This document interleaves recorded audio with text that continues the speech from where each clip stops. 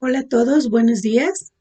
Bueno, pues hoy estoy haciendo el inicio de nuestra segunda clase en línea de lo que es Mariología. Espero que el primer tema que pasé lo hayan visto, les haya resultado claro y pues comprensible. Bueno, en las clases anteriores vamos a iniciar nuestra pequeña oración invocando al Espíritu Santo para que nos ilumine y podamos comprender lo que el Señor quiera revelarnos acerca de su Madre Santísima, ¿sí? Ven Espíritu Divino, manda tu luz desde el cielo y llena los corazones de tus fieles y enciende en ellos el fuego de tu amor. Envía, Señor, tu Espíritu y todo será creado y se renovará la faz de la tierra. Oh Dios, que iluminaste los corazones de tus fieles con la luz del Espíritu Santo, haz que seamos dóciles a sus inspiraciones para que podamos aprender el bien, recibir su consuelo en las penas, su fortaleza en los momentos difíciles y su entusiasmo para obrar el bien. Por Cristo nuestro Señor. Amén. Bien, por la señal de la Santa Cruz de nuestros enemigos, líbranos, Señor Dios nuestro, en el nombre del Padre, del Hijo y del Espíritu Santo. Amén. Vamos a entonces a dar inicio a la clase anterior. Como ustedes pueden ver, lo último que nosotros vimos es ver el sentido negativo y el sentido positivo de el hecho de la maternidad de María Santísima. Ahora, realmente lo que estamos mirando ahorita es hacer como un resumen así rápido de la primera parte de Mariología que vimos. Entonces, en esto vamos a partir del hecho de que nos hace así como que una observación rápido. Ya vimos que el sentido negativo es si nada más vamos a ver a María como la madre de alguien importante. Pero como no es de esa manera como nosotros estamos mirando a la Virgen Santísima, el sentido positivo es ver la grandeza de la fe de María Santísima. Esto se refiere en los que están guiándose con el libro a la página 100 del libro, quienes nada más se están guiando con el resumen. Entonces en la página 19 del resumen tenemos unos incisos que nos van a hacer como que un resumen breve, terriblemente breve, de todo lo que ya vimos hasta esta última clase. Bueno, entonces la primera nos dice, el fiat de María es una respuesta que corresponde a la palabra del ángel, el cual le anuncia el nacimiento del Salvador en la línea mesiánica. ¿A qué se refiere con el fiat? Con frecuencia nosotros escuchamos esa palabra, el fiat de María. Se refiere básicamente a la fe que María tiene al dar una respuesta a la anunciación del ángel. En el punto B, entonces eso fue uno de los primeros temas que vimos. El segundo fue donde vimos expresamente se le anuncia como cumplimiento de la promesa hecha a Abraham que está encaminada a la formación de un pueblo. También lo primero que vimos analizamos todo, que Abraham no tiene, la única misión que tiene Abraham por la cual hace una alianza Dios con él, es el hecho de que le forme un pueblo. Él no va a evangelizar, él no va a no va a anunciar el reino del cielo, no va a dar otras muestras, más que al mostrar su fe para dejar todo y unirse a la misión de formarle un pueblo a Dios. Entonces, también todo eso lo analizamos. Después vimos, dicen, María captó tal invitación según su fe de joven israelita como a participar en la salvación mesiánica, pero sin conocer aún en este estado la divinidad de su Hijo en el sentido trinitario, ni todos los detalles del proceso salvífico en el plan del Padre. ¿Qué es lo que analizamos en este tema? Si se recuerdan, analizamos que María no sabía todo exactamente en el momento de la anunciación, ella no comprendió todo, pero ella sin saber, sin conocer, sin tener una conciencia clara de lo que iba a pasar, ella acepta con fe. O sea, como decimos, es el fiat de María. Ella acepta. También analizamos el hecho de que María, en ese proceso de caminar desde que viene la encarnación del Verbo hasta pues hasta la crucifixión y todo, ella también fue evangelizándose. Por eso la llamamos María, que María es la primera evangelizada y la primera evangelizadora. Evangelizada la primera porque ella fue creciendo, no solamente en la fe, sino en el amor a Dios, en el conocimiento y todo, a través de la vida de su hijo. Entonces ella no lo sabía todo, ella también se fue preparando al trayecto de la vida. Otra cosa que analizamos dice, en el plan divino el Hijo no se hace carne y además no salva, sino que se encarna para ser redentor. Así lo realizado en el seno de María con su libre consentimiento es desde el inicio la obra salvífico-mesiánica del Espíritu Santo. Bueno, pues entonces aquí nos dice que en el plan divino, dice, el Hijo no se hace carne, o sea, si Él nos... aquí vamos a... ¿Cómo les explicaría? Miren, no sé si ustedes se recuerden en la Biblia cómo está narrada la historia cuando Moisés saca a la gente de Egipto, van por el desierto, llegan a una parte donde la gente, pues después de que ya había recibido el maná y todo esto, empieza a murmurar en contra de Moisés por el hecho de que están en el desierto. Por estas murmuraciones, de alguna manera ellos reciben un castigo en donde hay unas serpientes muy venenosas que los empiezan a morder. Entonces, después de que hay todas estas serpientes venenosas, pues ya ellos se arrepienten, le piden a Moisés que interceda por ellos y le piden por favor que pues le pida a Dios que los libre de esas serpientes tan venenosas que los mordían y se morían en poco tiempo. Entonces Moisés pues interviene, le pide a Dios y Dios le da la instrucción de que haga una serpiente de cobre, que la ponga en un asta y que cuando todos sean, las personas que sean mordidas por las serpientes, que lo único que tienen que hacer es voltear a donde esté clavada esa estaca con la serpiente y entonces todos ya se van a salvar quienes hagan esto. Moisés lo hace. Entonces, desde aquí vamos a empezar a ver cómo hay unas prefiguraciones. ¿Qué quiere decir? Que entonces, aquí hay una discrepancia, ¿no? Por ejemplo, hay personas que, en el caso de los hermanos separados, que ellos piensan, por ejemplo, a ver si me explico, le dice, toma una lanza y ponle esa estaca, esa serpiente. Él toma una lanza y le pone la serpiente de esta manera. La clava en un monte y entonces, habiéndola clavado, quienes son mordidos voltean y la ven y se salvan. Muchas veces yo me pregunté, ¿por qué una serpiente? ¿Por qué no una estaca también para clavarle en la lanza y hacer esto? Bueno, porque aquí no hay una prefiguración en muchos aspectos. ¿Quién tenía que salvar? O sea, tenía que ser de los mismos animales que de las serpientes que eran venenosas. Una de ellas va a salvarlos porque es una serpiente igual a ellas, solamente que esta no va a tener veneno. Entonces, esta es la que da la salvación al hombre. Entonces, en este caso es exactamente lo mismo. Si en el caso de Jesús, para que pudiéramos ser salvados nosotros los hombres, tenía que haber un hombre igual a nosotros los hombres, que es el que nos iba a salvar, solamente que ese hombre sin pecado, que es en el caso de Jesús.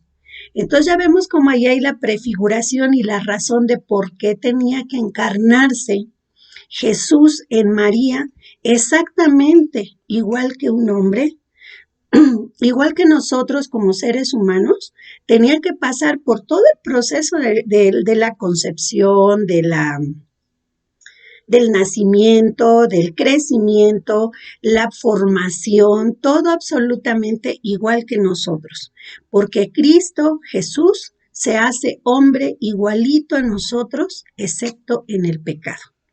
Bueno, entonces habiendo visto esto, ya entendemos aquí por qué nos dicen que que si el Hijo no se hubiese hecho carne, no hubiese podido salvarnos, no hubiese habido redención. Y entonces, al encarnarse en el seno de María, vamos a verlo de esta manera, no se encarna en sí como ser humano, vamos a verlo desde el punto de vista que se está encarnando el proceso de salvación del hombre. Entonces, esa es otra forma de ver la encarnación de Jesús en el seno de María. Bueno, seguimos con otra. A ver, si alguien tiene la curiosidad de leer este pasaje bíblico, se lo van a encontrar en Números 31 del 4 al 9. Sí, versículos del 4 al 9, entonces ahí van a encontrar esta narración acerca de las serpientes, ¿sí? Y de cómo hay ya la prefiguración de lo que nosotros cuando viene la muerte de Jesucristo en la cruz, entonces esa cruz que también es puesta en el monte, o sea, porque obviamente Moisés la tuvo que poner en una duna de arena, la más alta, ¿verdad? Para que todos la pudieran ver. Así también la cruz es clavada en un monte, en el monte de la Calavera, en el monte del Gólgota, y ahí ya es puesta la cruz y es crucificado. Y todos nosotros cuando estamos en peligro de muerte, pero muerte espiritual a través del pecado, nosotros no tenemos más que voltear al Señor para retomar nuestro camino y salvarnos del veneno del pecado, del veneno del mal. Entonces ya vieron claramente la prefiguración entre lo que es el pasaje de las serpientes en el desierto y el pasaje de la redención en Jesucristo. Bueno, proseguimos. Después nos dice en el inciso E, dice, la plenitud de la gracia con que el Padre prepara a María y la capacita para dar su consentimiento en la fe, es ya gracia de redención, es gracia del Nuevo Testamento en Cristo, según la teología que está escrita en Efesios 1:6. ¿Qué nos está queriendo decir aquí con esto? Dice que María ya está capacitada por Dios desde su concepción para poder ser la madre del Redentor. Y entonces aquí ya podríamos tocar un poco el dogma que conocemos de la Inmaculada Concepción de María. Nosotros como católicos creemos que la Virgen Santísima fue concebida sin pecado desde su nacimiento. O sea, ¿qué quiere decir? Que todos nosotros nacimos con el pecado original, excepto ella. Ella es preservada del pecado original, no por gracia de ella, no porque Dios la haya encontrado perfecta o algo por eso, sino en sí, por ella como María, como individuo, como ser humano. No, sino más que nada en función a lo que iba a venir después, o sea, que iba a ser la madre del Redentor. Entonces no es concebida sin pecado por mérito propio, sino es concebida sin pecado en mérito a Jesús por la futura encarnación que va a tener en el seno de María. Y por eso nosotros la llamamos también inmaculada, porque si ella hubiera nacido con el pecado original, pues ya tendría una mácula, ¿verdad? Una manchita, aunque sea pequeña, que hubiese sido la del pecado original. Pero en este caso la consideramos inmaculada porque ella ni ese pecado tenía. Todos nosotros sí nacemos con el pecado original. Ella no, ella es preservada de ese pecado porque va a ser la madre del Redentor. Entonces a esto es a lo que se refiere aquí, que toda la plenitud de la gracia con la que el Padre prepara a María es en función a su futura encarnación. Entonces, ella da su consentimiento en la fe, en la gracia de redención, dice, es ya gracia de redención. O sea, ¿qué quiere decir? Que ella ya desde el momento que está aceptando el ser la madre del Salvador, porque acepta, da un sí rotundo en la anunciación, entonces ella ya está empezando, ya es redimida a partir de ese momento, ¿sí? Ella ya no tuvo que esperar hasta que Cristo fuese crucificado. Ella ya empezó, ella ya vive la redención a partir de este momento. Y eso ya lo habíamos visto en clase también, con con mucho más detalle. Luego dice, así, en la letra F dice, así por su consentimiento en la fe, María es la primera en participar de manera consciente y libre en la salvación mesiánica cumplida en su Hijo, pero su consentimiento es también decisivo en el plan del Padre para la salvación del mundo. Por eso, ese fiat se inicia en la encarnación del proceso salvífico. O sea, aquí ¿qué es lo que platicamos en la clase en su momento? Que ella no solamente acepta ser la madre de Jesús, sino que también con ella, al dar ese sí rotundo, acepta también ser madre de la iglesia. Sí, esto también ya lo habíamos comentado, creo que fue que fue la clase anterior. Entonces dice, en la letra G dice, por ello San Lucas contempla a María como figura del nuevo Israel que tiene como misión acoger en su seno la palabra de Dios y engendrar a Cristo Salvador. Y la Iglesia, siguiendo el caminar de María, engendra por la salvación a los miembros de Cristo. Esta figura es muy favorecida posteriormente por los santos padres. ¿Qué nos está queriendo decir aquí? Que San Lucas ve a la Virgen Santísima como el nuevo Israel. ¿Se acuerdan que también vimos por qué le dan el nombre a veces de hija de Sión? A María la llaman hija de Sión. También la llaman a todo el pueblo, el pueblo que acoge la palabra del Señor, le llaman el nuevo Israel. Nosotros formamos el nuevo Israel. En su momento, dice, ella acoge al nuevo Israel como suyo. En la clase cuando vimos que Jesús es la cabeza de la iglesia, nosotros formamos el cuerpo de la iglesia, María da a luz cabeza y cuerpo. Luego, María es nuestra madre. Si nosotros formamos el nuevo Israel, María es el nuevo Israel, ¿sí? La nueva humanidad que acoge al Señor, porque pues se quedaron en el Antiguo Testamento quienes no acogieron al Señor como el Mesías, ¿verdad? Bueno, entonces aquí nosotros nos decía, en su seno engendra a Cristo Salvador en medio de ella.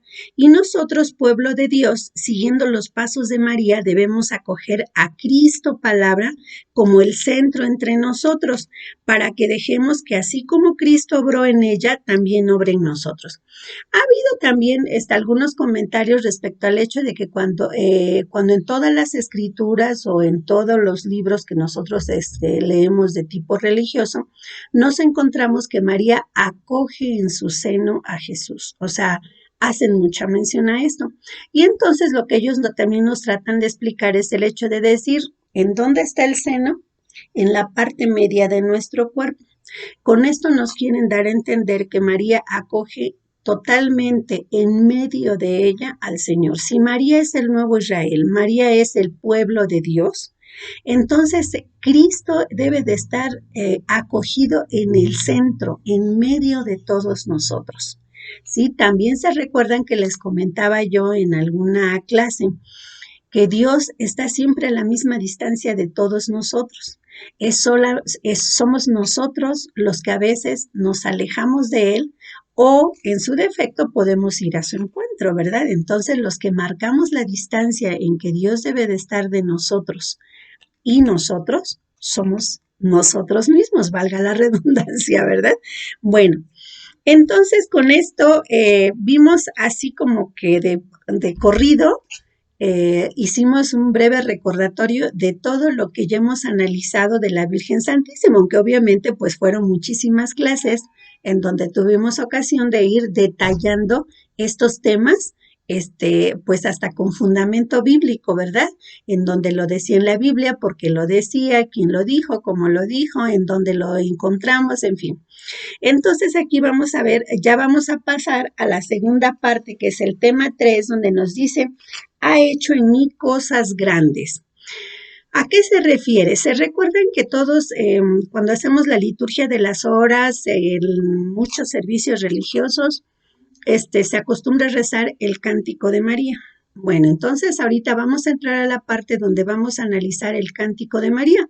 Y prácticamente después de analizar el Cántico de María, tal vez veamos un poquito nada más lo que serían las bodas de Caná, el análisis de las bodas de Caná y María en el Apocalipsis, y hemos concluido nuestro tema, nuestro curso, ¿verdad?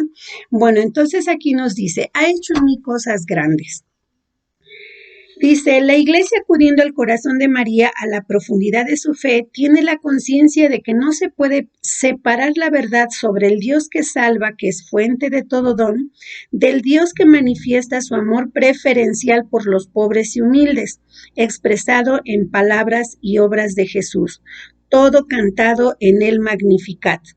En el Antiguo Testamento se narra la subida del Arca de la Alianza. Bueno, ¿qué es lo que nos está diciendo? Dice, no hay manera de separar la naturaleza de Dios, dice aquí, como el Salvador, y por otro lado, la naturaleza del Dios que tiene una preferencia especial por los pobres, por los humildes, por los más marginados, por los desamparados.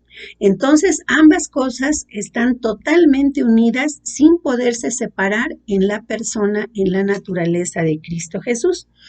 Ahora vamos a ver por qué hablamos de esto, de que Él tiene una preferencia muy especial por los pobres. En el Cántico de María, en el Cántico en donde se forma un diálogo muy hermoso en donde Isabel habla, María contesta y María da testimonio de esa preferencia de Jesús, de Dios por los pobres en este cántico. Entonces vamos a principiar por ver cómo vamos a hacer esa prefiguración o esa semejanza entre lo que es el Arca de la Alianza y lo que es la Virgen Santísima. ¿Por qué decimos que va a haber una gran semejanza? Si nosotros nos recordamos, dice, aquí vamos a irnos un poquito atrás, dice, al meditar sobre la profundidad de la fe o la pobreza de María, tenemos la conciencia de que no podemos separar al Dios que salva, fuente de todos los dones, del Dios que tiene un amor preferente por los pobres y humildes, títulos todos que vemos expresados en las palabras y obras de Jesús y que María reconoce y canta en el Magnificat. Vamos a entrar a conocer un poco más a la Virgen a través del Magnificat en ese diálogo entre María e Isabel y que San Lucas nos presenta en el Nuevo Testamento, pero también vamos a hacer el comentario de que esto, como vamos a ir mirando, no fue algo que haya pues escrito o generado nuevo, en este caso la Virgen Santísima e Isabel. Lucas pone este diálogo en boca de Isabel y de la Virgen Santísima, considerando que gran parte de lo que ella hace y dice está basado en el Antiguo Testamento, porque gran parte del diálogo del Cántico de María ya existía en el Antiguo Testamento y lo vamos a ir mirando poco a poco. Entonces aquí vamos a empezar a iniciar. En el libro, quienes llevan con el libro ya estamos en la página 105 y quienes van en el resumen ya estamos en la página 20. Ahí nos dicen que vamos a analizar cómo ese pasaje en que el arca estaba en un santuario provisional en Kirjat Jearim y es trasladada por David al templo preparado en Jerusalén. Bueno, entonces vamos a empezar a ver ese comparativo. Aquí, bueno, pues no tenemos manera de que yo raye en un pizarrón para dejar bien claro, pero creo que vamos a entendernos. Dice, ¿cómo es ese comparativo? El arca estaba en Kirjat Jearim. María estaba en su casa después de la Anunciación. María va rápido a Jerusalén, al poblado donde vive Isabel, o sea, se va por cumbres y montañas, ahí viajando peligrosamente, pero ella es sumida en su fe, en la seguridad de que Dios la protege, y ella va a visitar a Isabel con el ánimo no de ir a ver el portento de que Isabel siendo anciana va a ser madre, sino más que nada con la conciencia de que por ser ya una persona mayor necesita ayuda. Aquí vemos la disposición de servicio de la Virgen Santísima que va inmediatamente a visitar a Isabel para apoyarla en su vejez porque va a ser mamá. Entonces, por otro lado, vamos a ver en el Antiguo Testamento cómo David saca el arca de ahí de Kirjat Jearim para llevársela a Jerusalén. Y entonces ahí van en su camino. Imagínense por un lado cómo llevan el arca y por el otro lado, muchos años después, va la Virgen Santísima caminando. Ahora analicemos qué llevaban en el arca de la alianza. Pues no llevaban más que el báculo de Josué, llevaban unas semillas del maná y los 10 mandamientos que Dios le había dado a Moisés. Eso es lo que llevaban ellos en el arca y que para los judíos representaba la presencia de Dios ahí. Cuando ellos cargaban el arca, la reverenciaban, pues toda su veneración, toda su adoración a esa arca, es porque ellos consideraban que ahí estaba Dios. Ahora consideremos, María cuando va a visitar a Isabel, ella ya va embarazada. ¿A quién lleva en su seno? Ella ya lleva en su seno a Jesús. Entonces ya está la similitud entre la semejanza entre el arca como caja donde llevan a Dios mismo y María que se convierte en el arca de la alianza viviente que lleva a Jesús, que lleva al Dios vivo en su seno. Suben los dos, llegan allí y ustedes si ven en el segundo libro de Samuel, capítulo 6, del 1 al 23, el pueblo se alegra.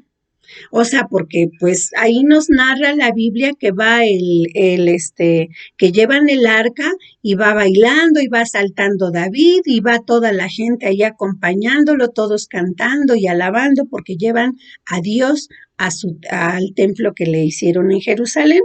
Y vamos a ir comparando, dice, en la segunda de Lucas de Samuel 6, del 1 al 23, específicamente en el versículo 5, dice, el pueblo se alegra.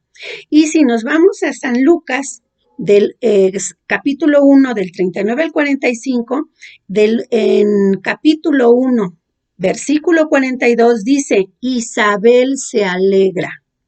¿Qué quiere decir? Que por un lado antiguamente la gente se alegró y aquí Isabel, en representación de todo el mundo, de todo el pueblo, de la humanidad, se alegra porque llega María, ¿sí? Entonces dice, también llega el arca viviente. En 6:9 dice, exulta David, o sea, David baila, David se alegra, brinca, salta, ¿no? Y entonces en el Nuevo Testamento, en el 1:41 nos dice que el niño saltó en el seno de Isabel porque se alegró ante la llegada del arca de la alianza. Y luego exclama David, ¿cómo podrá venir a mí el arca de mi Señor? Y por otro lado, en el Nuevo Testamento dice Isabel, ¿a qué debo que la madre de mi Señor venga a mí? En el Antiguo Testamento nos dice, el arca permaneció 3 meses en casa de Obed-Edom.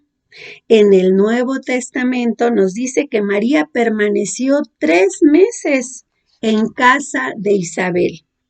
Entonces ya vimos cómo hay una gran semejanza, por no decir una exactitud, ¿verdad? Entre lo que nos narra el Antiguo Testamento en el segundo libro de Samuel, con lo que nos narra San Lucas en ese pasaje de la visitación.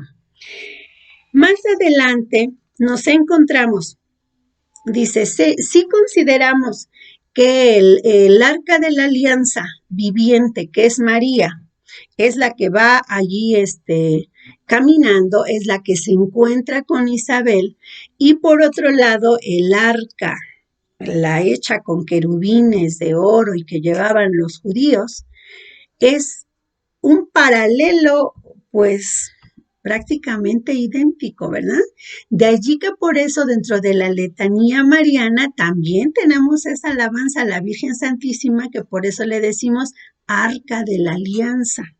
María es el arca de la alianza, no solamente porque en ella se va a fundir el hecho de la encarnación del Redentor, sino más que nada por el hecho de que hay una gran semejanza en andar trayendo a Dios dentro de ella en su caminar, y por otro lado el arca de la alianza que andaba trayendo andaban trayendo los judíos, y que bueno, en este caso se la llevaban a su templo. Ahora también consideremos algo.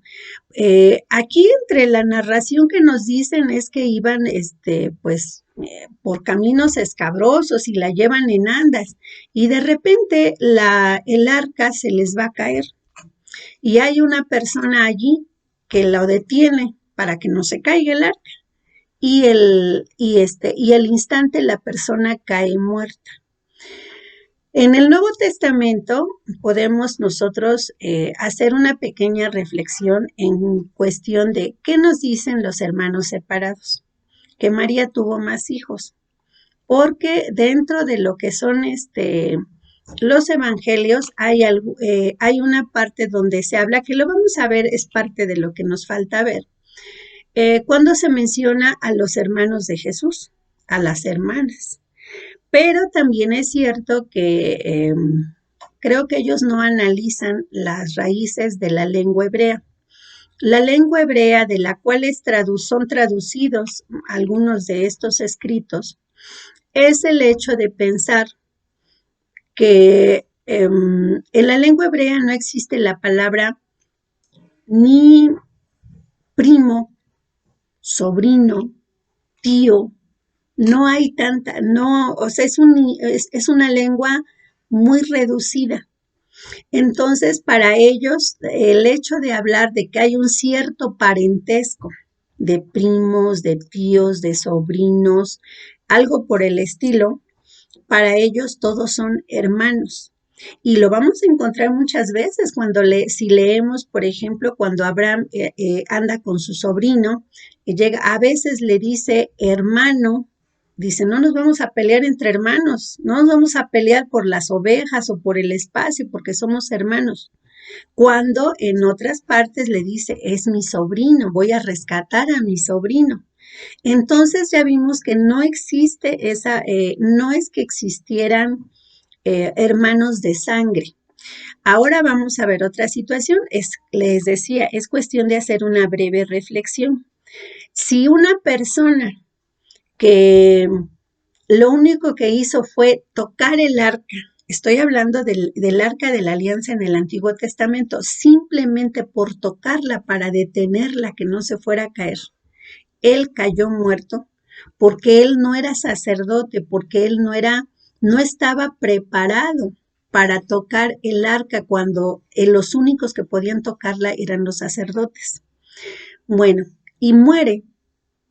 Ahora preguntémonos, si José hubiese tocado en algún momento a María, la Inmaculada, la preservada sin mancha, en función a la encarnación del Divino Verbo, dicen que todo lo que es tocado por Dios nunca podrá ser tocado por nadie más. No recuerdo ahorita la cita bíblica, prometo tenérselas para la próxima clase. Es en donde hay una parte también en el Antiguo Testamento donde Dios da una orden, dice, la puerta por donde yo pasé, nunca nadie podrá volver a pasar por ella. Quedará sellada porque por ahí pasé yo. ¿Sí? Entonces ahora pensemos, si una puerta es clausurada porque por esa puerta pasó el Señor, pensemos el seno de María, si puede o no ser ocupado por otras personas. Ahora, sin considerar, podemos hacer muchas consideraciones para de alguna manera, pues hacer entender que eso no es posible. Si la herencia de la alianza davídica le llega a Jesús por parte de José. Si ¿qué quiere decir? ¿Qué pasa cuando esta persona es la que va a ser, es el rey, es el que tiene la herencia del trono? Si ese hijo se muere, ¿a quién le tiene que pasar el trono, el poder? Pues al que sigue, ¿verdad? En este caso, si hubiese habido más hijos, como lo tratan de hacer ver, sí que hubo más hijos que tuvo María con José. Yo preguntaría, entonces ya no sería Cristo el Rey eterno, ¿verdad? Porque entonces él al morir le tenían que haber pasado el trono al hermano que seguía. O ya no veamos otro detalle, ¿no? Aún más, pues que se me hace curioso, ¿no? Recordemos que en el Antiguo Testamento, en la época judía, una mujer viuda, una mujer que se quedara sin hijos, primera no podía trabajar porque no tenían permiso de trabajar las mujeres. ¿A qué estaba condenada una mujer que se quedara sin hijos y sin esposo? A mendigar. Sí, ¿por qué creen que Jesús se preocupa por su madre y se la deja encomendada a Juan? Independientemente del aspecto teológico de que en Juan estemos representados todos y a todos nos las da como madre, pero independientemente de eso Jesús no se tenía que haber preocupado por María si hubiese tenido más hermanos, porque bueno, pues yo ya voy a morir, pero ahí están mis hermanos, mis hermanas. Recuerden que los judíos respetan mucho el parentesco, ¿no? Entonces, en este caso, si hubiese tenido más hijas, pues ya casadas o como quiera que sea, hijas, hijos, ellos se tenían que haber ocupado de María. No necesitaba habérsela dejado encargada a Juan. ¿Por qué? Pues porque ahí estaban sus hermanos. Pero en este caso si se la deja encargada a Juan, es porque no había más familia. Él era el hijo único. No había, María no tuvo más hijos, María no tuvo más hijas, y entonces, María, si no la hubiese dejado bajo la protección de Juan, María estaba condenada a mendigar porque José ya había muerto y él estaba expirando en la cruz. Entonces, pues ya vimos como que ni siquiera, ni siquiera es que vamos a aducir a fundamentos bíblicos, ¿sí? Vamos a aducirlo al puro razonamiento. La verdad es que dentro de nuestros estudios hay una línea que se llama apologética, que es la defensa de la fe. Y entonces alguien nos decía que la apologética no necesita tantos estudios, es todo cuestión de razonamiento lógico. Es lo que estamos haciendo ahorita de alguna manera, ¿verdad? O sea, razonar de manera lógica. O sea, si hubiese tenido más hermanos, ¿para qué se le encarga a Juan? Pues ahí estaban sus hermanos. Por otro lado, entonces, ¿dónde está el reino eterno de Jesús? Si al morir él, el reino o el poder, ¿sí? Que estaba heredando por parte de José, hubiera sido trasladado a los hermanos que seguían, ¿verdad? Entonces, bueno, pues ya vimos que no hay lógica en ciertas observaciones. Pero ¿por qué salía este comentario? Salía el comentario que sobre el hecho del arca de la alianza, María es la inmaculada, la llena de gracia, la que no fue tocada por nadie más. Y nosotros vamos a razonar ya en nuestros tiempos actuales, por ejemplo, es todo lo que se utiliza en el servicio eucarístico, la patena, un copón, un cáliz, si en algún momento, porque ya estén deteriorados o alguna cosa así, ya no se pueden utilizar, pues no es aquello de que yo diga, bueno, pues este cáliz está muy bonito y entonces ahora en voy a tomar mi café, ¿verdad? No, porque ya fue tocado por Dios y lo que es tocado por Dios ya no se le puede dar otro servicio, ¿sí? Se tiene que guardar, tiene que permanecer con reverencia, sin tocarlo, sin profanarlo con otros usos. Entonces vamos a ver que María, una persona que murió solo por tocar el arca, ¿cómo le hubiera ido a San José si hubiera intentado tocar a la Virgen Santísima? Bueno, ya aquí nos hacen otras reflexiones de tipo un poquito más místico. Alguien nos decía por ahí, cuando tú estás ante el sagrario, ¿se te ocurre pensar cosas malas cuando estás ahí justo frente al sagrario? Pues no. En ese momento tú estás lleno de reverencia porque sabes que ahí está el Señor. En este caso, imaginémonos a San José viendo a María consciente en todo momento de que era la madre del Mesías, la madre del Redentor, porque ese hijo que él está criando, que él está cuidando, al que le está enseñando, que está educando, pues imagínense que él hubiese tenido otro tipo de ideas o pensamientos. Sí, pues no, para nada, o sea, yo no le encuentro lógica a esos comentarios. Pero bueno, más adelante vamos a ir mirando, ¿sí? Proseguimos. Entonces ya vimos cómo la visita ya está prefigurada desde el Antiguo Testamento con el Arca de la Alianza, el pasaje de la visitación de María Santísima. En la página 106 de nuestro libro nos habla, dice, bendita tú entre las mujeres, la madre de mi Señor. En Lucas 1:42 y los que siguen, está narrado ese diálogo que tienen entre María e Isabel. Pero vamos a ver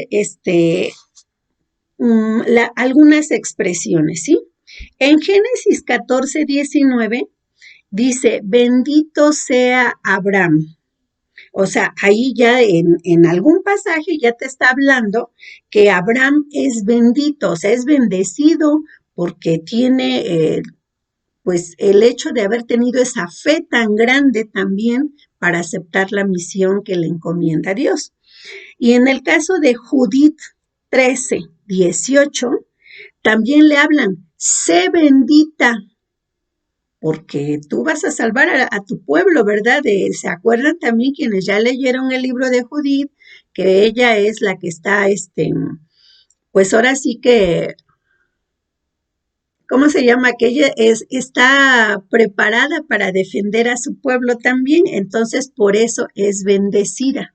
Entonces, si María está preparada y trae en su seno al Salvador, al que va a salvar a su pueblo también, por eso también se le aduce esta expresión de bendita tú.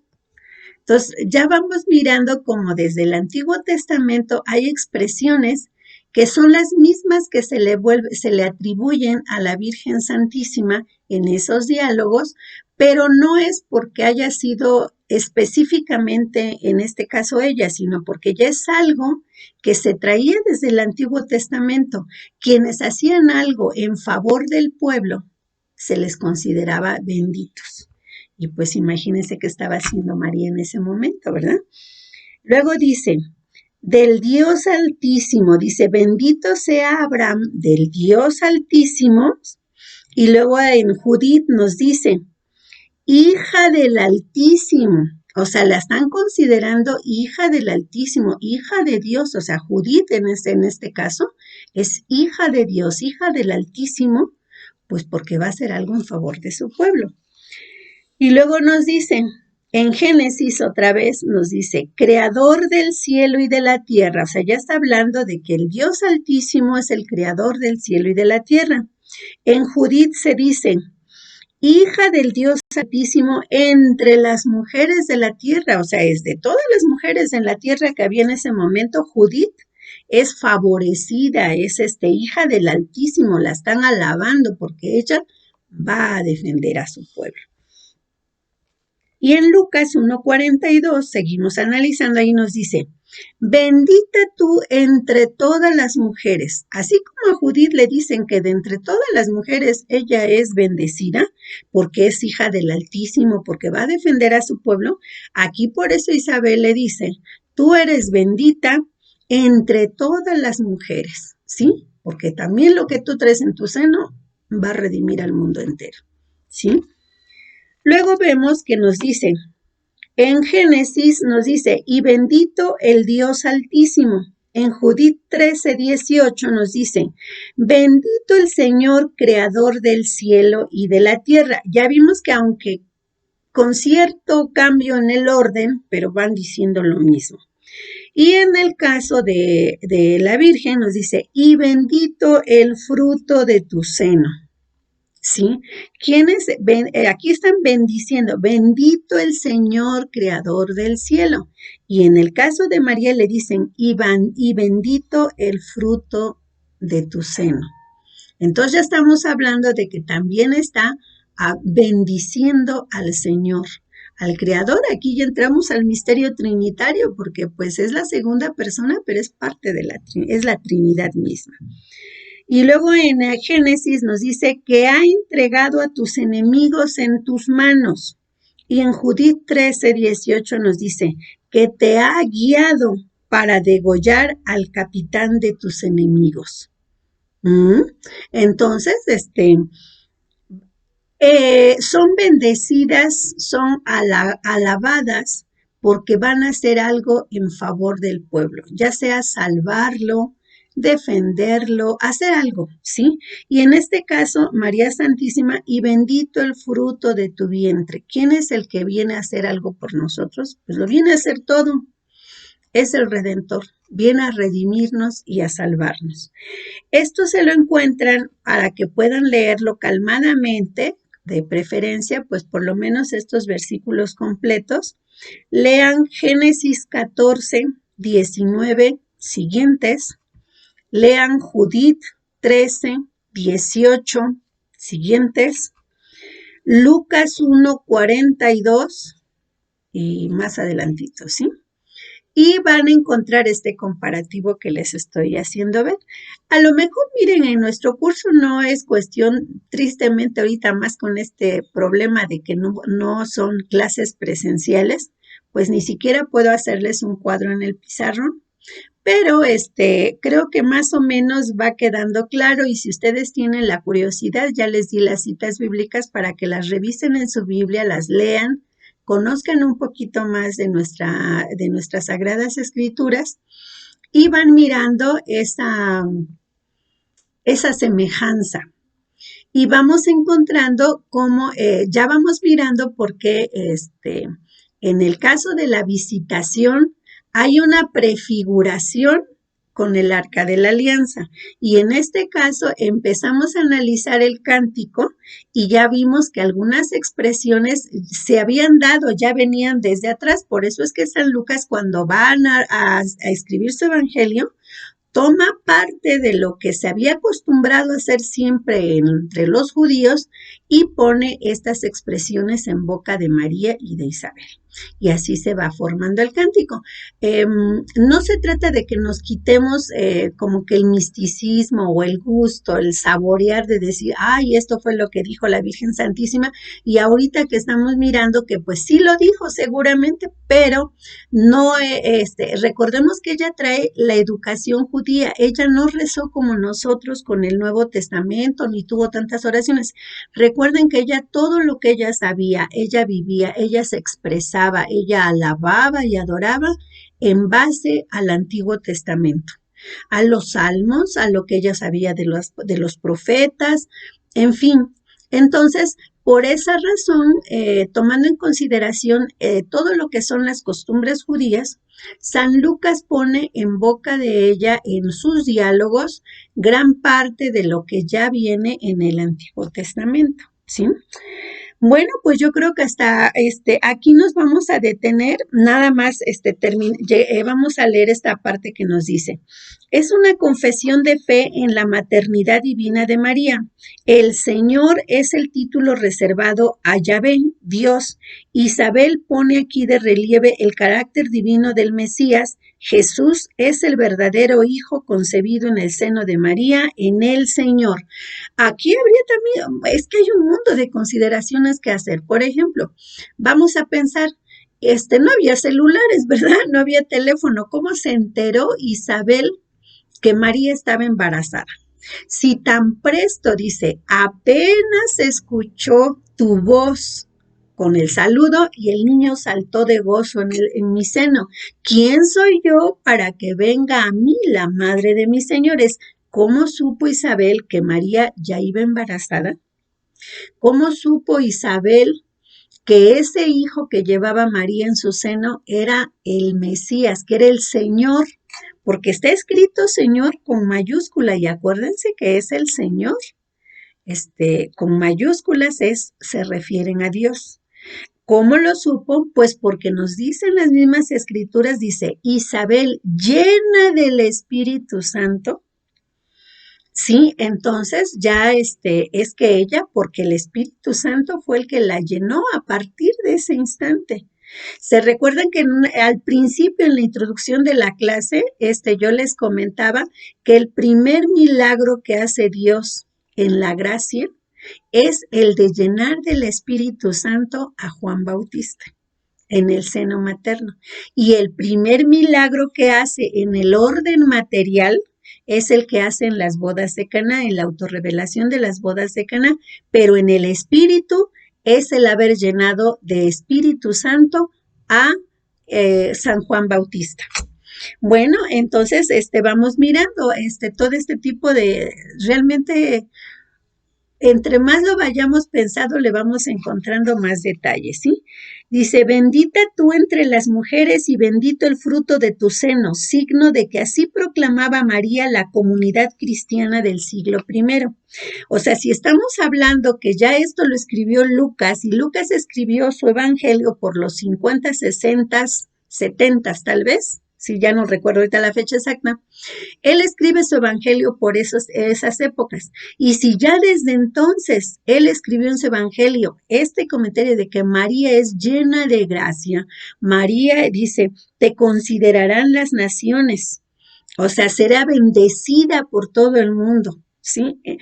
Pues quiere decir que ya era venerada María desde entonces. Entonces, nosotros no podemos permitir o no podemos creer en este caso que en el siglo XV que Lutero es el que empieza a desconocer a la Virgen Santísima como para hacer marcada la separación entre la fe que él empieza a profesar y la que tenemos nosotros, pues es como un poquito absurdo, ¿no?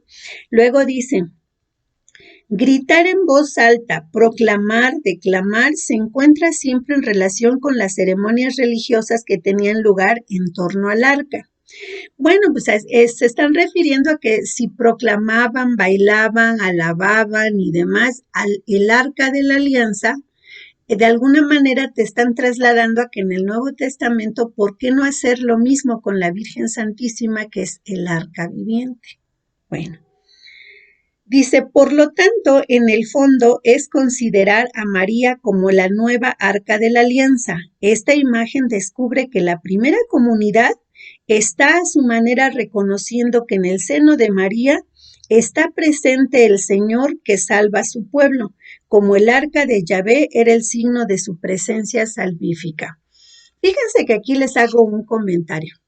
Cuando David llevaba el arca, después de que se muere esta persona por haberla tocado, pues a David como que le entra así un poquito del temor y dice, ¿qué va a pasar si me la llevo a mi casa?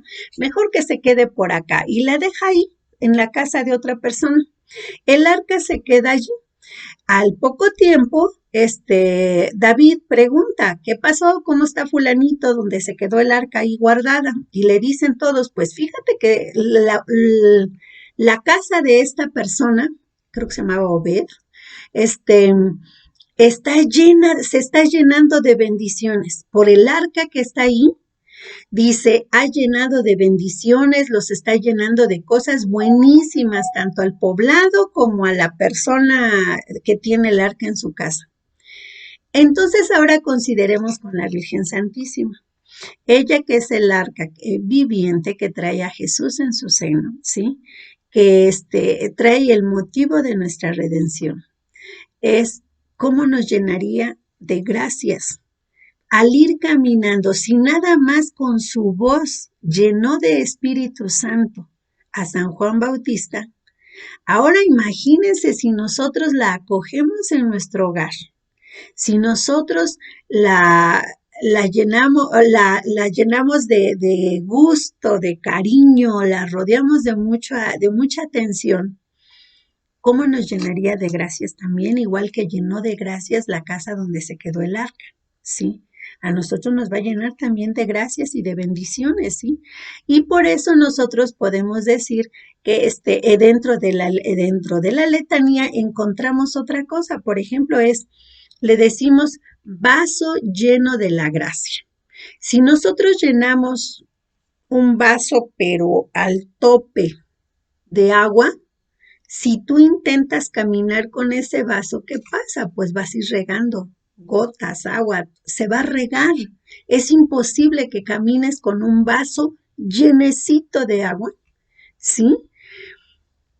Porque así nos dice la letanía a veces, vaso lleno de la divina gracia. Entonces, pues imagínense que María es un vaso lleno de esa gracia. Ahora tú intenta caminar con ese vaso de agua lleno. Pues, ¿qué va a pasar? Que la vas a ir regando, la vas a ir, cuando tú llegues, pues ya le falta un poquito, ¿verdad? Porque ya la regaste. Bueno, pues así también la Virgen Santísima, o sea, no puede pasar por ningún lado sin que vaya derramando la gracia, ¿sí? Por eso le decimos, pues que derrame sus gracias sobre nosotros y si la tenemos cerca, pues hay que tener la oportunidad de recibir esas gracias que ella derrama sobre todos nosotros. Bueno, pues hasta acá nos detenemos, nos vamos a quedar en donde inicia el punto 3, donde dice, bienaventurada tú la que has creído. Y ya vimos entonces ahorita lo que fue la visitación, lo que es la comparación de la Virgen con el Arca de la Alianza.